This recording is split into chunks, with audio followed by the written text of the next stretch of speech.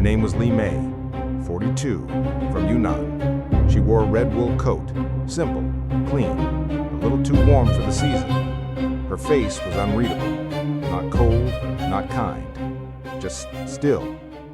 Black hair pulled into a tight bun, flat shoes worn at the heel, no jewelry, no makeup, no noise.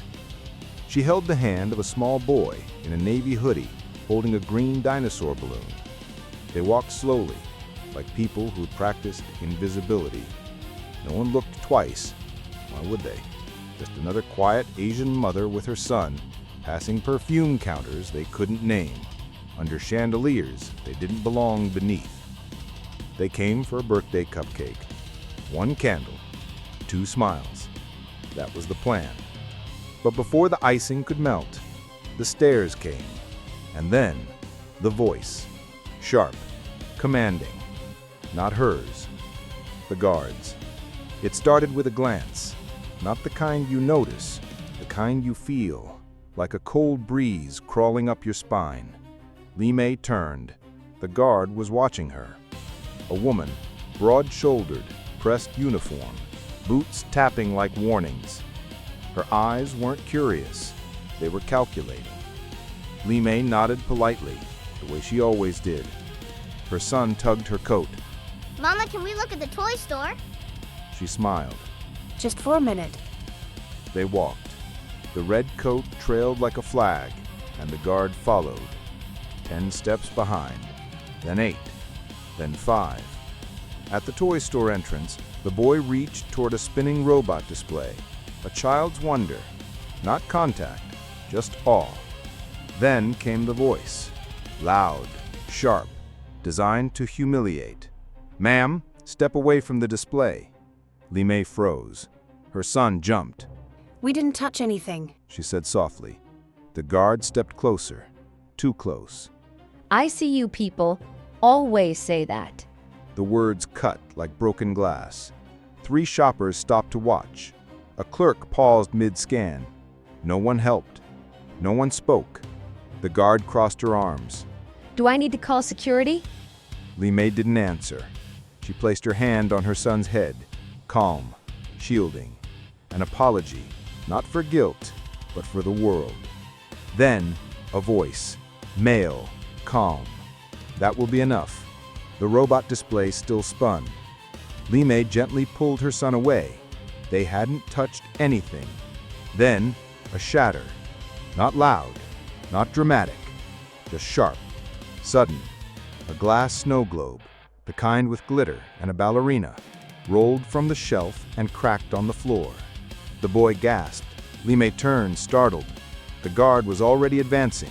That's it. You broke it. Li Mei shook her head. We didn't. We weren't even near it. Her voice wavered, not for guilt, but for knowing this wasn't about the snow globe. The guard pointed at the child. I saw him reach. The boy's lips parted. No words came. Li Mei moved in front of him. Don't speak to my son like that. Don't tell me how to do my job. And she reached, not to guide, but to grab. One hand to Li Mei's wrist, the other toward her shoulder. Don't touch my mom. The boy screamed. Li Mei stepped back, arms shielding. The shoppers stepped away. A woman took out her phone, not to record, but to pretend to scroll. That kind of fear, silent, contagious, spreads faster than outrage. You people always act like victims. You think if you bow and whisper, you can get away with anything. Her hand raised, not to point, but to strike. Then, That will be enough. footsteps. A man in a gray suit stepped forward. White, mid-50s, leather shoes, authority in silence. He looked at the globe, the boy, then the guard. Step away from them, now. The guard hesitated, her hand still half raised. The man didn't yell, he didn't threaten. He just stood there, unmoved, unshakable. This is a store matter, sir. You're mistaken. You produced a leather badge, regional director, mall security oversight. You work for me. The guard's mouth tightened. She caused a disturbance. She did not. He interrupted. He nodded at the snow globe. That shelf wasn't level. The glass was too close to the edge. Our fault, not hers. I was following protocol. You were following your assumptions. He turned to Li Mei. Ma'am, are you and your son hurt? She shook her head. No, just. She couldn't finish. The word for humiliation sat stuck in her throat. The man knelt beside the boy. You didn't break anything. I know that, okay? A small nod. Okay. He stood, faced the guard. Report to Office 4B in 15 minutes, without uniform. She tried to object.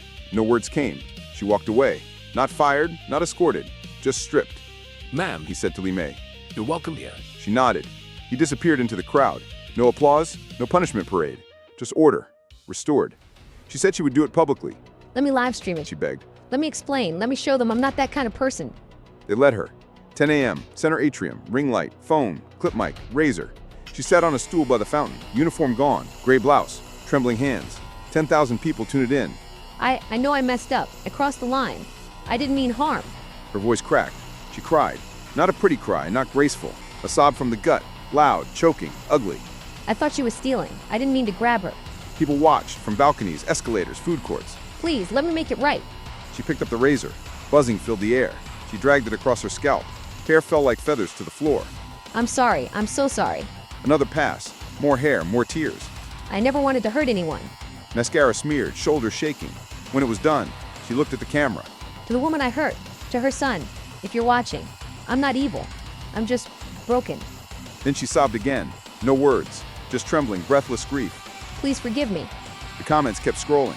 Cry harder. Too late. Shave again. She didn't respond because she wasn't talking to them anymore. She was talking to herself, and she didn't believe herself either. The live stream ended at 10:42 a.m. By 11 a.m., she was still there. Same stool, same mic, same patchy scalp, a paper in her hand, crumpled, sweaty, stained. A small crowd stood nearby, not cheering, not booing, just watching. None of them from yesterday. She unfolded the paper. To all shoppers and staff, Her voice barely came out. I offer my sincere apology. She read it, line by line, a script written by someone else. I made assumptions. I escalated the situation. I let anger guide my actions. A few people nodded. Most just stared. To the woman and her child, I'm sorry. I hope you heal. I hope I can too. She bowed. Too fast, too shallow. No applause, no reaction. She picked up her phone. 32,000 views, thousands of comments. She didn't check them. She walked away, past the fountain, past the perfume, past the birthday cupcake kiosk. No direction, no destination, only silence. Because for the first time in her life, she had nowhere left to go.